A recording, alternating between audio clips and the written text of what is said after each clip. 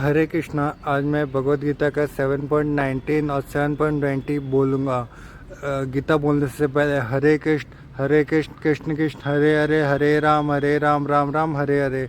तो 7.19 में श्री कृष्ण अर्जुन को समझाते हैं कि जो भी देवता अलग अलग रूप से पूजे जाते हैं, जो मनुष्य जिस देवता को जो लाभ से पूजता है, जैसे कोई एक मनुष्य होता है जो धन पाने के लिए कोई देवता को पूजता है, कोई एक मनुष्य होता है जो मतलब शरीर से कुछ दुख ना पाने के लिए किसी देवता को पूजता है, और वो लास्ट में अंततः भगवान के पास ही शरण में आता है। मतलब लास्ट का जो सुप्रीम पावर होता है ना, सुप्रीम पावर वो भगवान के ही पास आता है।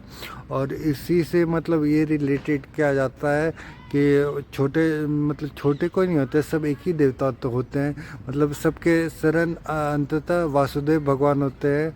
और ये एक मंत्र होता है वासुदेव भगवान का। वासुदेव हरे परमात्मा ने प्रणतः क्लेशनाशाय गोविंदाय नमो नमः, ऐसे कुछ मंत्र है। आप लोग ये मतलब जानना, कृष्णाय वासुदेवाय हरे परमात्मा ने प्रणतः क्लेशनाशाय गोविंदाय नमो नमः, ये मंत्र होता है, आप लोग जानना। और हरे कृष्णा। हरे कृष्णा 7.20 में श्री कृष्ण बताया है कि जब मनुष्य को इच्छाएं होती है ना, तो इच्छाएं जब होती है तो वो अलग अलग देवी देवता को पूजता है। और जब उसकी इच्छाएं नष्ट हो जाती है, तब वो एक ही देवता को पूजता है। जैसे एक बात समझिए कि एक मतलब एक टाइम में एक राजा हुआ करता था, ठीक है। राजा को धन चाहिए होता था या फिर कुछ चीज़ को पाना इच्छा होती थी, तब वो अलग देवी देवता को पूजा किया करता था।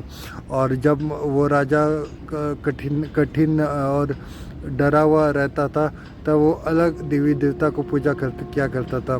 पर जब ऐसे करते रहा, जब उस करने से उसको ये समझ में आया कि मेरा मन तो स्थिर शांति में नहीं हो रहा है, मैं तो भगवान की पूजा कर रहा हूँ बट मेरा मन तो शांत नहीं है।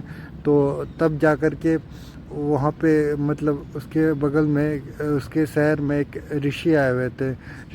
ऋषि के पास वो गया, महान ऋषि आए हुए थे, महान ऋषि के पास वो गया, महान ऋषि से बात किया और ऋषि से बोला अपनी कठिनाइयों के बारे में। तो ऋषि ने उनको ये बात समझाया कि तुम जब किसी इच्छा से पूछते हो किसी और भगवान को, तो भगवान उसको पूरा करते हैं। लेकिन उसी टाइम तुम दूसरा किसी इच्छा से दूसरे भगवान को पूजा करते हो, तो दूसरे भगवान भी मतलब आपकी बात सुनते हैं। लेकिन आप इसमें शांत नहीं होते, क्योंकि आपको इच्छा ही इसमें रहती है। आपका भगवान को याद करना, आपको इच्छा ही उसमें प्रकट होती है। किसी रीज़न से आप उसको पूछते हो, कि कोई बिना रीज़न से नहीं पूछते हो, रीज़न से पूछते हो। तो आप एक बिना रीज़न का पूजा करो, तब आपका मन शांत रहेगा। तब ये बात समझ में आई उस आदमी को और उस राजा को, और तब जाके ये उसका सही में काम होने लगा। और ये सब लेके मैं अपना बात बता रहा हूँ। हरे कृष्णा।